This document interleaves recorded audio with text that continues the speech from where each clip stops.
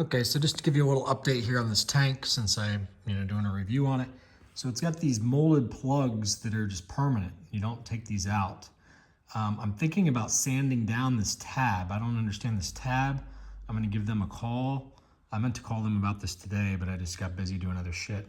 But anyway, I want to put this on the bottom, and I'm not sure if I should leave that. I would imagine I want to sand that down to flat so that it's just all flat on the board instead of that be a pressure point with all the water sitting on top of it. I could make that the wall, and make this the bottom. I have not yet cut the hole into that plastic, so I was just test fitting this.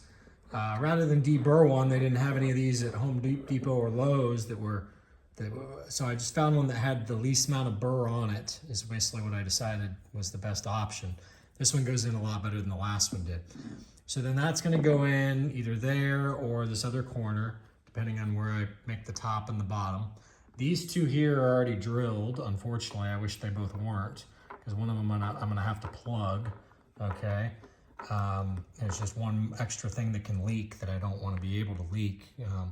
But neither here nor there. I guess it's not the end of the world to have to plug these, to plug one anyway. So anyway, this is going to be the fill device, and then I can either run a 90-degree bend that would have this cap and screw on top where I can screw it shut, or I'm going to run the 45. I'm thinking about running the 45. To do that, I got to get a little piece of PVC pipe to put in there and cement both ways.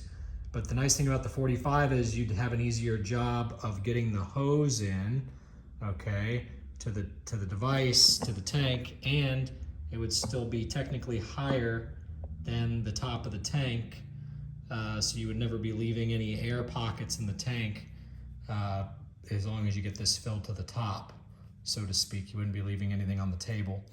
I don't think I'm going to be filling the tank all the way to the top very often. Maybe I will, who knows, once I see it's not drama, but I kind of went bigger on purpose, that way I didn't have to fill it all the way to the top. But what my plan is to put this air valve to be able to slightly pressurize the tank, just slightly. And the reason being is it's going to gravity feed out of one of these two ports, depending on which one ends up at the bottom. I'd say it's probably going to be this one regardless, whether this is the bottom or this is the bottom, it's going to be this guy. So there's going to be the gravity feed port that comes down to the pump. I'm going to have a kill switch valve, a shutoff valve, in case I got or excuse me, not the pump. It's going to go to the, what do you call it? Hot water tank, okay? The electric hot water tank. So I'm going to be able to kill it so that if I have to unplug the hot water tank or whatever's going on, I can do that, and just to prevent pressure. Like after I'm done taking a shower, I'll let the hot water tank refill, probably, and then I'll shut this valve. That way it's not trying to force pressure into the hot water tank all the time, gravity feed. Instead, the hot water tank just gets filled up, and I'll figure out the system to do it all to where nothing's trying to leak other than this port here will be trying to leak. So just make sure this is sealed well, and then all the fittings on the hoses. But anyway, just in case there's ever a time where to prime the system, I would have this little air guy on here so that I can add air to this big tank to push water down through. But I don't think that's going to be necessary. So if it's not necessary, I'm not going to add this. But if it does seem like it's necessary, to where I can get the system to kind of stall, because anyway, you get the idea. The hot water tank's below this, but who knows, maybe this won't be enough to always prime the hot water tank to get the water to then continue to automatically move to go down to the pump. Okay, the point is you don't want the pump to run dry. You want the pump to always have water to it, be primed. So anyway, to prime the system, you put this on the cap.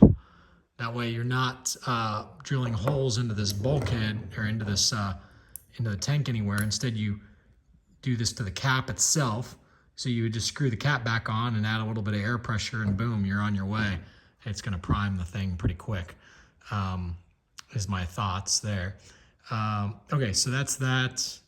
I'm also going to have a pressure relief valve, okay, because you gotta, for like real hot days and stuff, you gotta be able to let the tank breathe.